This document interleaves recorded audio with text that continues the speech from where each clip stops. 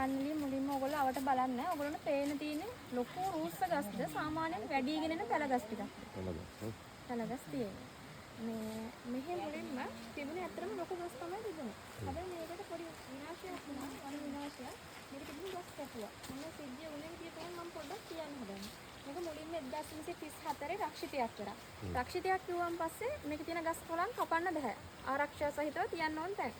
හරිද? කැලේ දේවල් එළියට ගෙනියන්න බෑ. එළිය දේවල් කැලේට ගේන්න බෑ. අඩුම අපිට ගිනි පෙට්ටියක් ගේන්න බෑ. දඩ ගහන්න පුළුවන්. අපිට පිහියක් ගේන්න බෑ. සිගරට් ඒ වගේ දේවල් අරන් එන්න බෑ. හරිද? එතකොට මෙතන මේ වගේ දේවල් ගෙනාවන් පස්සේ අපිට හම්බුනොත් අහුනොත් දඩ ගහන්න පුළුවන්. හරිද? හිරේ වුණත් දාන්න පුළුවන් ලොකු වරදක් තමයි ඒක. එතකොට 1934 මේක රක්ෂිතයක් කරාට පස්සේ හැබැයි රජයේ අවසර ඇතුව මේකේ ගස් කොළන් කපන්න හැත්තා. ගස් කොළන් කපන්න ගත්තේ ගින්තොට තුනීලෑලි සංස්ථාවට ලෑලි හදන්න මෙහෙන් තමයි ගස් අරන් ගියේ. එතකොට ඒක පටන් ගත්තේ 1969 ඉඳන් 89 අග වෙනකම් මේක තිබුණු ගස් කැපුවා. කපලි වල දැවමේ වටන ශාක වටාඩි 5ට වැඩි දැවමේ වටන ශාක සියල්ල කපලා අරගෙන ගියා. අරගෙන යනකොට අලි දාලා මේකේ තිබ්බ ගස් ඇද්දා. හරිද? හැබැයි ඒක කාර්යක්ෂම වුණේ නැහැ. ඊට පස්සේ ඒගොල්ලෝ පොඩ්ඩක් අප්ඩේට් වෙලා පොඩ්ඩක් මේකට ගස් අදින්න ට්‍රක් රථ යොදාගත්තා.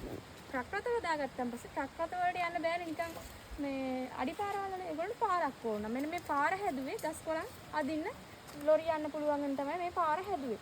හරිද? ඊට පස්සේ දැන් ඔක්කොම ගස් කපනකොට මේකේ අරගල කරලා JVP එකේ මේ කැලේ කපන එක නතර